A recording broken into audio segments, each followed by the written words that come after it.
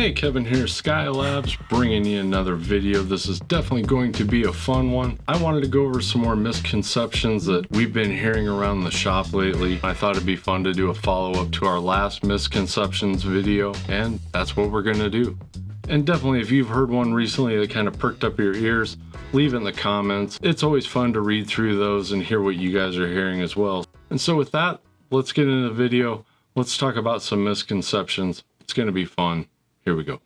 We get a lot of people that come in and they'll say, my amplifier or receiver is not working.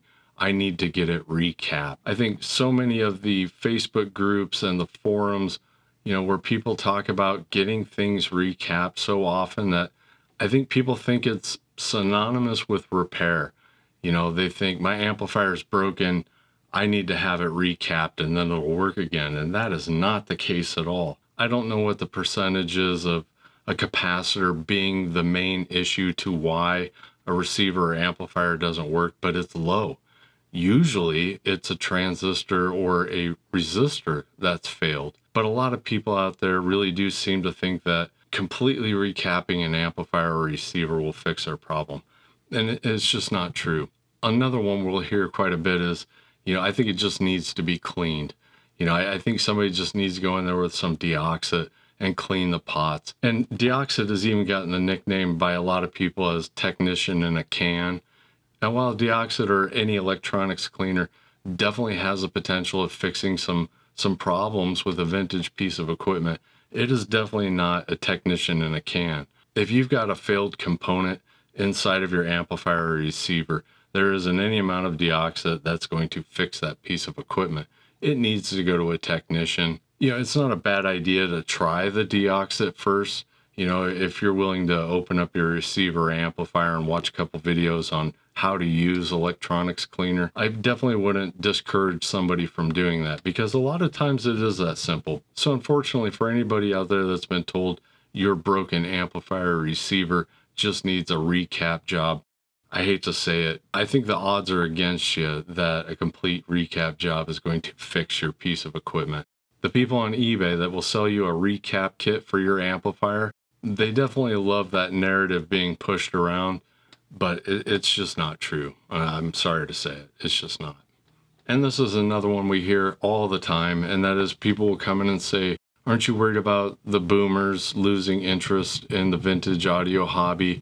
I think they think it's people that are rebuying their childhood or buying things that maybe they couldn't afford back when this equipment was brand new. And there definitely is some of that, but I think you really underestimate the amount of kids that are getting into both of those. They're getting into vintage audio and they're getting into vinyl records. We see parents bringing their 12 and 13-year-olds in all the time. The really cool thing about that is what they're buying is classic rock music. It seems that, the kids are the ones buying the Jimi Hendrix, the Led Zeppelin, the Beatles. Some of these kids really know the history of these bands. They're not just buying it because they think the album cover looks cool. They know what they're buying. They know the music they're buying and they're really into it. And I always love seeing that. And really in the last year or two, we've seen a huge uptick in people coming in and saying, I've had a suitcase record player for the last couple of years. It's been great, but I'm ready to upgrade. I have heard that so many times in the last 6 months. It's not even funny. It's definitely doubled, if not tripled from before. And that's a good thing too. I'm glad that they are getting the experience out of their suitcase record player to the point where they realize that they're missing out on something more and they're wanting to get away from that. For those out there that think I hate suitcase record players or Crosley's, that's not true at all. I look at it kind of like it's almost kind of like a drug dealer where, you could almost say, the first one's free. You'll be back, because that is what's happening.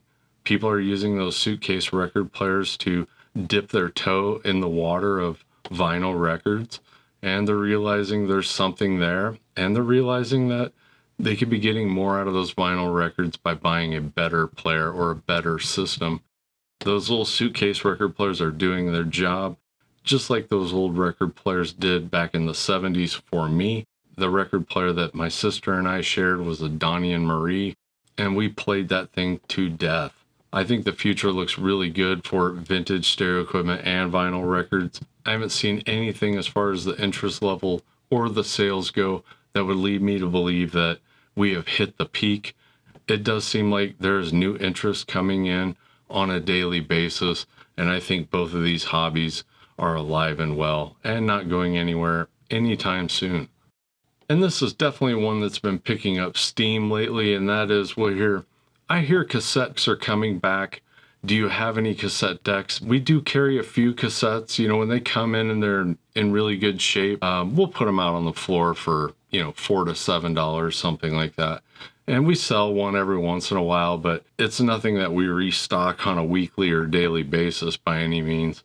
A lot of times I kind of get the impression that some of these people are just buying it as a keepsake or a novelty display item. I think this is kind of common. We know this about vinyl records. There have actually been several stats that have come out over the last couple of years that show that a lot of people that buy vinyl records don't even have a turntable.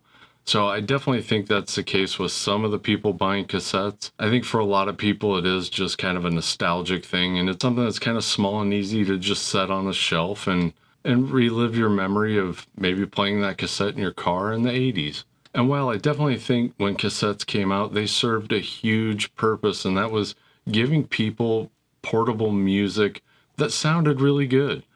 For being able to get in your car, carry 20 cassettes in your case, that was huge. I definitely lived through this, where your choice was either what was being played on the radio or what cassettes you had sitting there in your passenger seat. And that's one of the problems. Those cassettes, a lot of them lived in our cars through the summer, winter, fall, getting moisture, frozen solid, hot. And a lot of times when you're buying vintage cassettes, you really can't tell from the outside if that cassette is damaged, and it's kind of a crapshoot.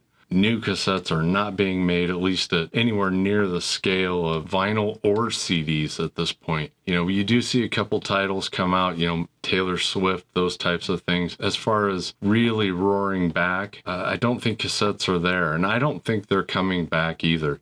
If we start seeing better cassette decks being built and manufactured by reputable names, I think I might start to change my mind on that. But right now, the only thing you're seeing are a lot of manufacturers making little portable Walkman type cassette players, and a few companies like Pile making $100 to $200 cassette decks. The problem with those are, look at the reviews, because they're riddled with people that have had, a lot of problems with those players, reliability and even surviving or lasting more than a year. At that price point, you can't really expect too much from it, and a lot of times when we do have people come in and say, do you have a cassette deck? I will recommend the TEAC W1200. And at $400, a lot of times people will say, well, I only have a few cassettes. I really don't want to spend that much money. There's a lot of the problem right there. Cassette decks are an electromechanical device, and to build a quality, reliable cassette deck, it's going to cost a little bit of money. I know Tascam is making a new one, and I think it's right around $600. And I don't have experience with either of these. I could just only imagine the Tascam one is at least going to be a decent unit. And you might think, well, why not just pick up a cheap vintage cassette deck? And the problem with that is, once again, it's electromechanical. You've got a lot of plastic cams and gears, moving parts, braking system, motors, and belts. When you've got a cassette deck that's got 2 or 3 belts in it, that's maybe set idle for 40 years, those belts have most likely disintegrated, turned into a gooey, almost tar-like substance, and it takes several hours just to clean the old belt off the pulleys and the cap stands and those types of things. So repairing a vintage cassette deck is not easy. It's never a quick fix. There's not a lot of people doing it, and I don't see that changing anytime soon. And so if it were me and I was wanting to kind of relive my 80s with cassettes, honestly, I'd probably grab, a decent portable cassette deck. I think there's some manufacturers out there that are making some decent ones. I'd grab some headphones, and I'd kind of enjoy cassettes like I used to back then as a portable analog listening device. I think I'd be happy to pop a cassette tape into a Walkman and go mow the lawn and be okay with that. I think this one's been around since the beginning of hi-fi, And that is, we'll get somebody that comes in, they'll say, I have 200 watt speakers.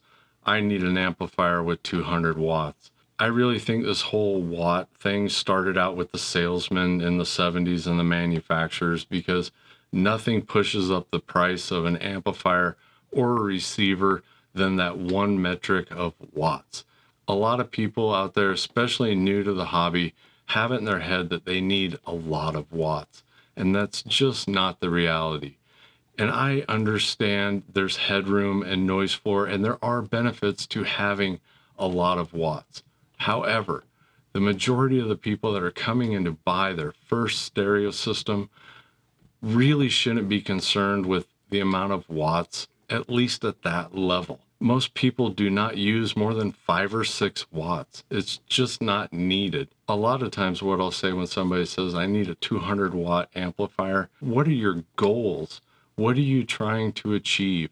Because you're going to pay a lot of money, especially in vintage, for that type of wattage, and you might never use that much power in a million years. And most of the time they'll look at me and they'll say, well, I just want something that sounds good.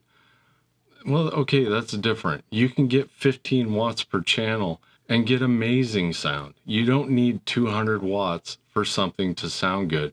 And that doesn't mean there hasn't been a couple occasions where somebody will say, well, I have a really large room, or we throw massive parties, or I have this big building that we all work in, and I want to get some good loud levels in that room. And that's completely different. In that case, definitely, you need some watts.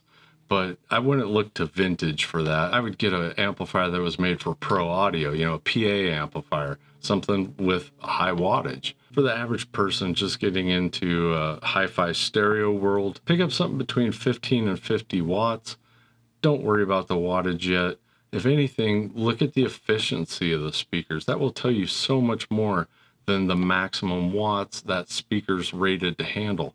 Because most likely, you won't want to be in a room with those speakers with anything more than 20 or 30 watts.